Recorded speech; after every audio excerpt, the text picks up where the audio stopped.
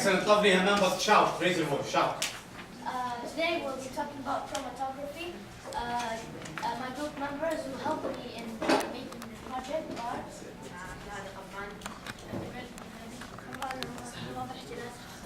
Excellent.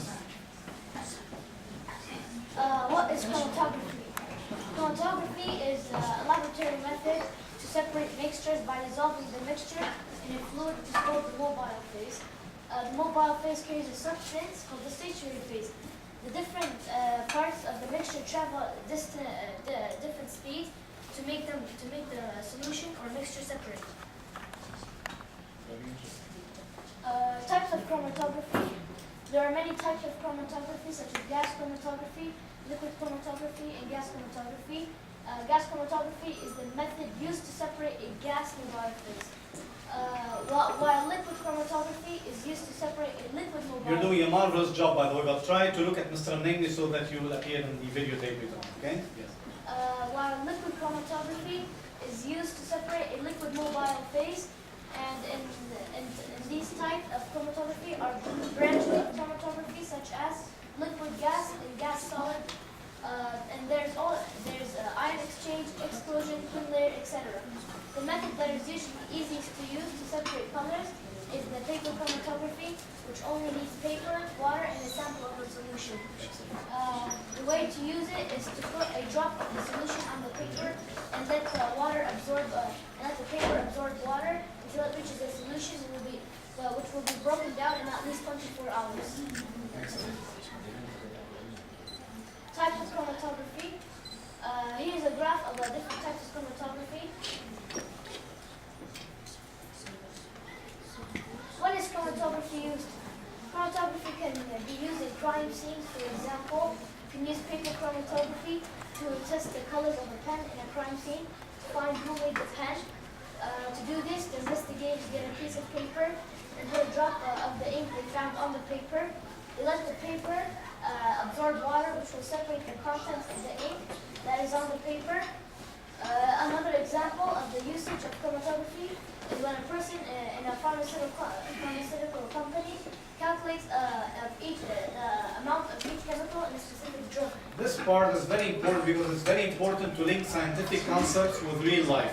To show that we don't just study science for the sake of studying science, we simply study science because it makes our life better. Excellent. Next. Settling. Settling is used to separate mixtures. For example, in a mixture of gravel and water, the gravel will settle to the bottom because it is very heavy. So you can just scoop up the gravel and separate the mixture. Filtration is a way to separate mixtures.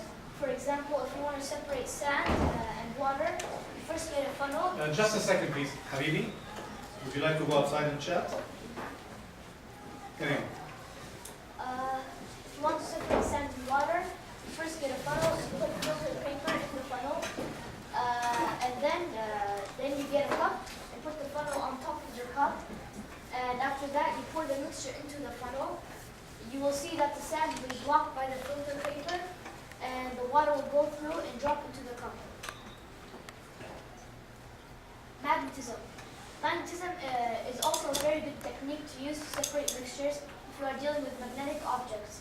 For example, you can separate a mixture of sand and iron fillings by using a magnet to attract the iron fillings toward the magnet to separate the fillings from the mixture. Evaporation. Evaporation is a technique to separate solutions. For example, if you want to separate the sugar from a solution of sugar and water, first put the solution on a flat plate, then let all the water evaporate. The leftover after evaporation will be the sugar in the form of crystals.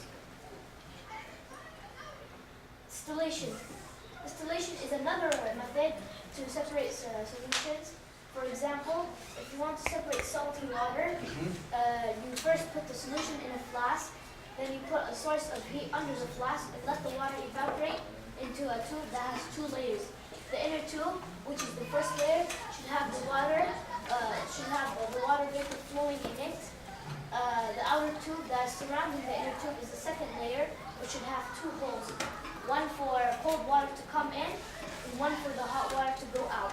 After after that, you see the condensed water vapor forming drops on the other side of the tube, where there should be a flask under the tube to hold the distilled water that is dripping. You'll see that the salt will be left behind in the first flask as a leftover. So this is one way of getting fresh water out of salty water.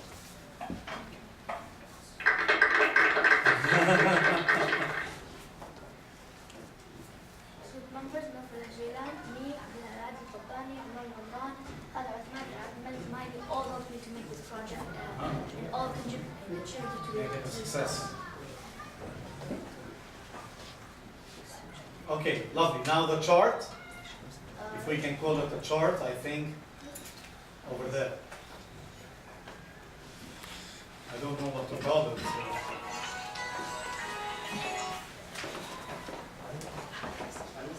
Okay, so as we said.